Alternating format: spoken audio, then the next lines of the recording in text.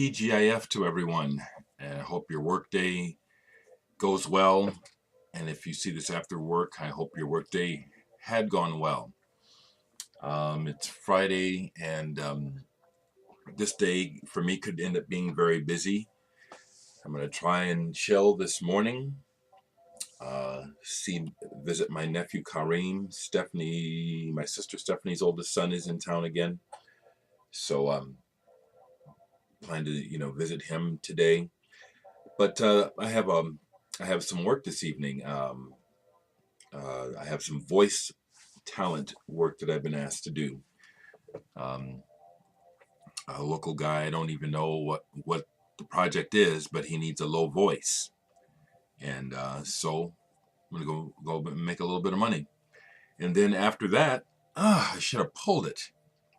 Orenda Fink from Azure Ray and ONS and Art in Manila. Her latest project is a DJ thing with her friend from Montreal, and they call it Haruki Zombie. Well, they're doing a DJ set tonight, and they dress up like geisha zombies. That's how they describe it. Very colorful, very psychedelic, very sexy. And they asked for some guys, some friends, to come down and help out with the show. There's a part where they need to be lifted over the audience, so I'm going to go down and help out with that. We'll see if I remember to take any pictures or any video to share with you.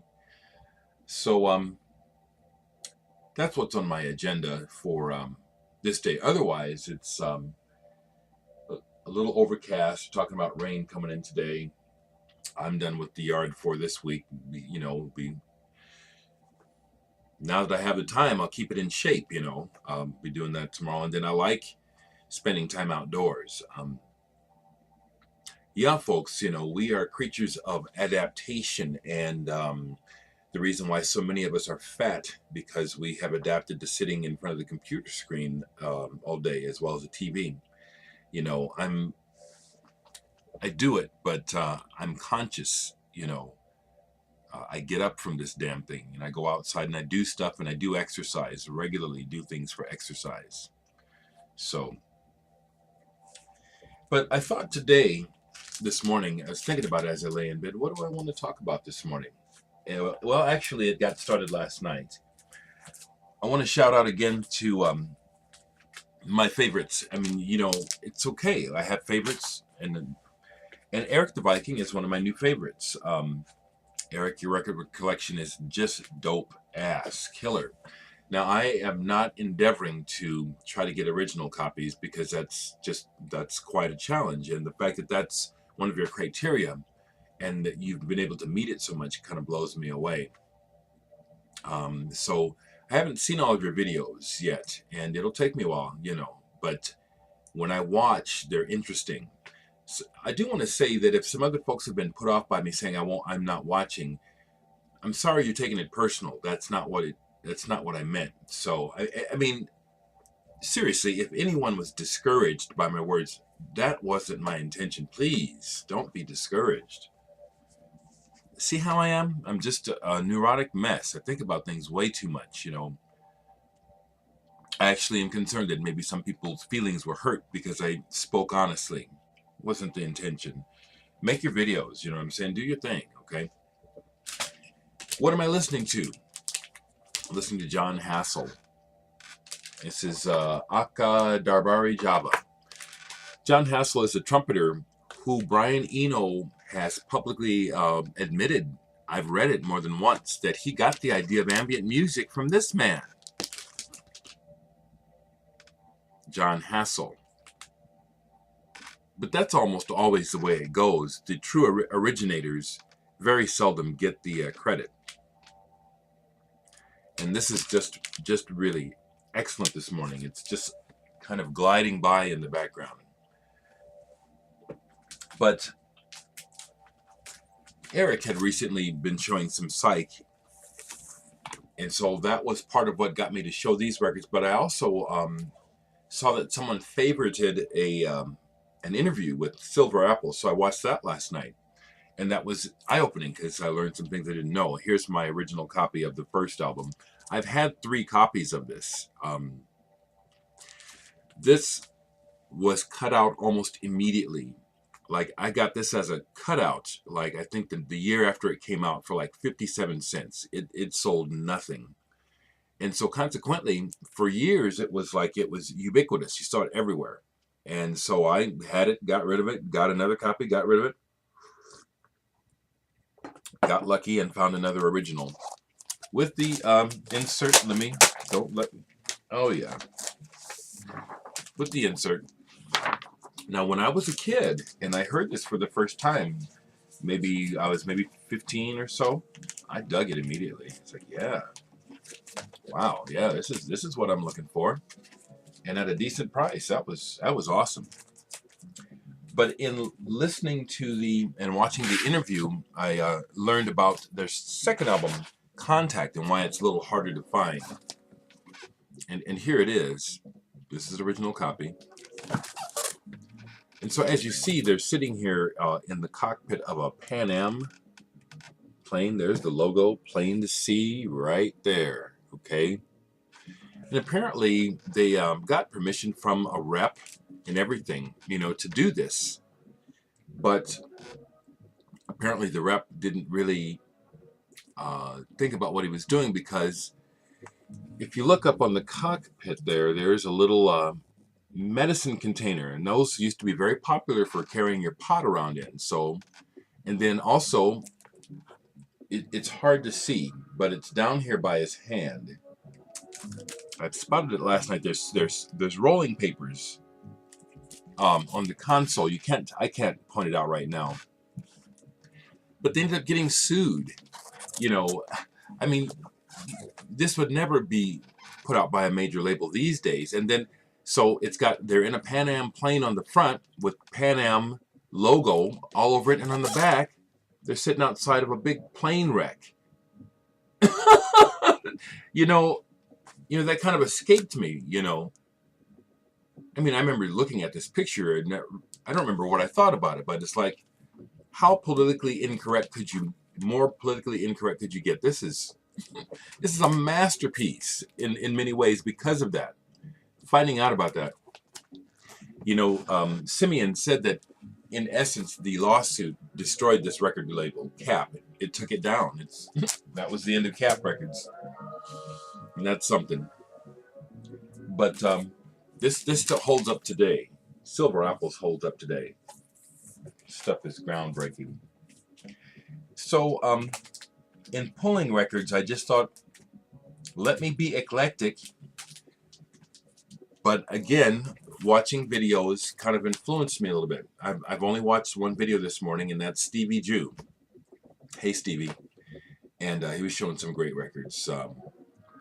And it just made me think of one band from the 90s that I don't know if, that I like. I only have 2 records by them, but CC Rider. I love this song. She Sings Alone.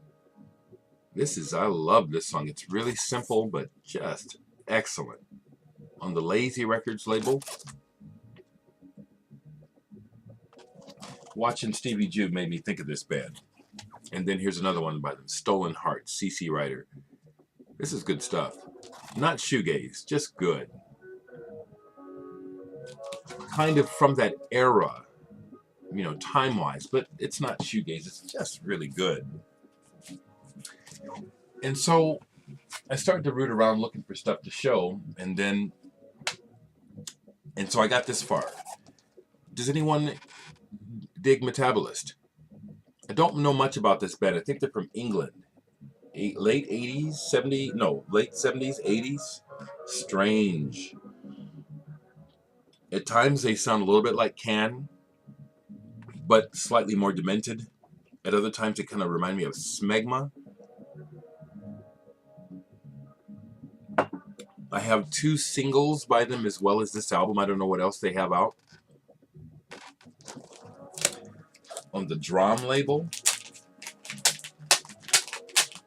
So I guess partially what I'm doing is I'm kind of asking about who else knows about this band. What do you know about them? How about this label Drum? Do you know this label? Is there anything else on this label?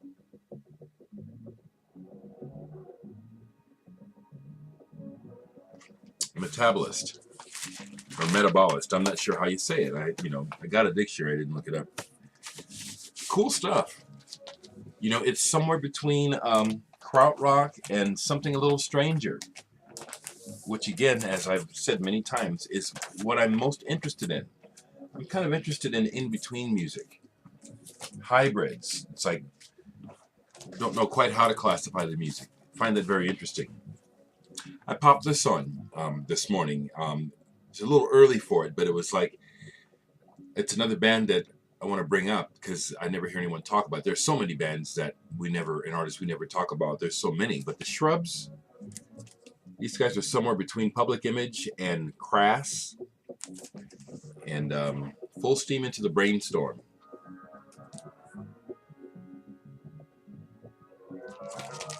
This is good stuff. Like I said, it reminds me of Public Image, and kind of agit-prop lyrics, slightly political. Blackmailer. Here's another of the records that I have. It's just good stuff. Wonder who else knows about these guys, the Shrubs. There's some kind of connection to Recommended Records or Chris Cutler.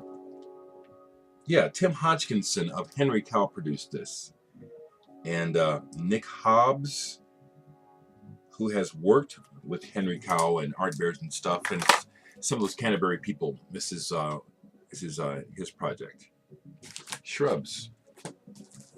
And then I was in my S's because I wanted to show this album because Bola Sete is a guitarist. Is he from Trinidad? I don't know.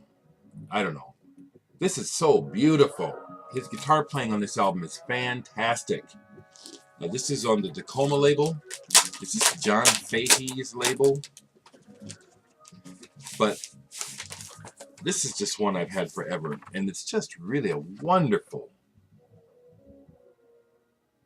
wonderful album of mainly guitar solos. But the way that Bola Sete plays, sometimes it sounds like 2 or 3 guitars. And there's also the way this album is recorded. It sounds joyful. I swear they recorded the sound of sunshine on some of these songs. This is a beautiful album. What's the name of this album? Ocean. We can find it. It's been reissued with another cover. But this is fantastic. While I was in the S's, these caught my eye, so I thought I'd talk about them. This is from Prague. So I'm going to call my video an eclectic mix, okay? But this is a German keyboard-based 3-piece that I think are really great and really overlooked. Schick Friers and Frohling, SFF. And this is their first album. It's on Brain. Not Green, but Brain, no less. This is excellent. Keyboard-oriented. They don't sound like Emerson, Lake Palmer or Genesis, but it's, you know that they were influenced by that. But it's got its own fresh flavor. This first album is excellent. They went on to make Sunburst, their next album, which is even better. All instrumental. Wonderful. Wonderful. This is really good. Lovers of Prague. Schick Friers and Frohling. And then the last one I have by them is Ticket to Everywhere. This is a little more mainstream, but it's still good. It's like, what it sounds like is like they sniffed that, ooh, we smell money. Maybe there's a larger audience, and they make some concessions.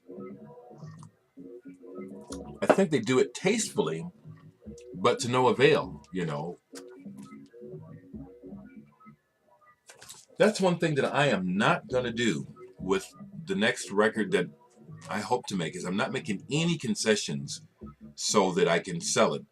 The only concessions I'm going to be making on further recordings is just trying to do a better job, just trying to make better music. But I'm not going to be thinking about Well, if I do it like this, maybe more people buy it. Fuck that. Hell the fuck no. Because I hate that. I hate that. That's why I hate some artists so much, because they were so calculated. It was so calculated. And I was too old to be dazzled by the display, because that's how they got you. Larger than life, comic book heroes. But it's product. Yeah, I definitely will always have a negative attitude about, you know, it makes people stupid. They sell you a product, and because it sells, it has no, it's like a lot of the food that we eat now. They take all the nutrition out of it. There's lots of calories, but no nutrition. It has long shelf life, but it's no good for you. It's no good for you. It's like we take the essence of life out of life so that we can sell it back to each other to make money. It's insane, people. I'm going to say it over and over again. We're not very smart. We're not very smart as a race. And I figuratively shit on the major, the corporations and the leaders. They suck. They're all fucking liars. I say this a lot. It needs to be said, you know what I'm saying? For the sake of making $1, the value of life is taken out of life, and then the empty husk of it is sold back to us. Happy now? It'll last a long time.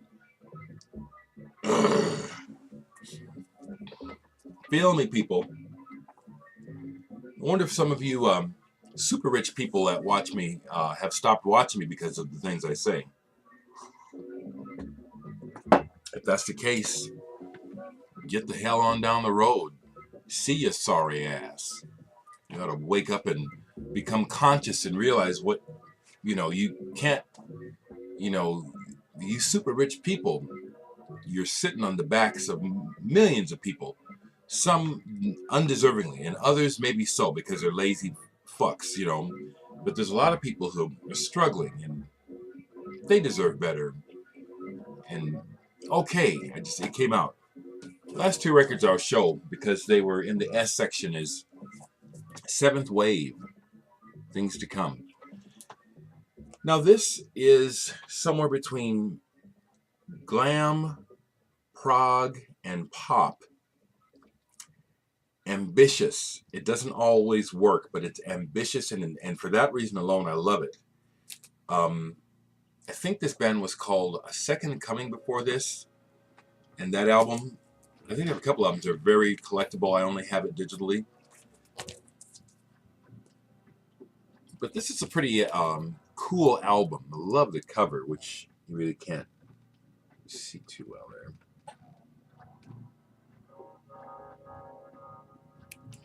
But I pulled that, and then this is one of my favorite album covers, and I love this album too. Sci-Fi. This is one of my favorite covers. I love this. It's just a very strange image, and it really intrigued me when I first saw it. I couldn't quite make out what I was seeing. That's one of my favorite album images, as well as the back too. So they really got it right on this one. Really cool. And this album is neat. This one is better than the first one. It's a little more ambitious. Probably the thing I like the least about it is the lead vocals, the sound of his voice. I really don't like it. I like the music. So, I don't know that I'm saying to start a thread, but I'm going to ask this question. If you want to make it a thread, do it. But I think someone else did this recently. I don't think it quite caught, but I'd be curious, especially from you folks that your taste is what I call mainstream, run-of-the-mill. That's not a diss, it's just the way it is to me. Your usual stuff that everyone has, from Van Halen to Fleetwood Mac to the Rolling Stones to Bruce Springsteen to the newer stuff like the stuff that everyone has, What I would like to ask you to do, if you would be interested in doing, is show me something you think I've never heard of, or show us something unusual in your collection. Show us something other than the main. Do you have something obscure or singular? That's what interests me. You know, I like a lot of the music that is made by the mainstream artists, but I'm more interested in hearing it from people I've never heard of, mainly from overexposure. And God forbid that would ever happen to me. It's not going to, you know. So I can't. I'm not going to worry about that. But well, wouldn't that be a nice thing to have it happen to you? I guess, you know, that's one of the things that I understand about fame and success is it's never what you think it is. It's always an albatross around the neck. You know, you suffer. You know, you. It's why it. Okay, I could just go on and on. And I think I'll stop and drink coffee.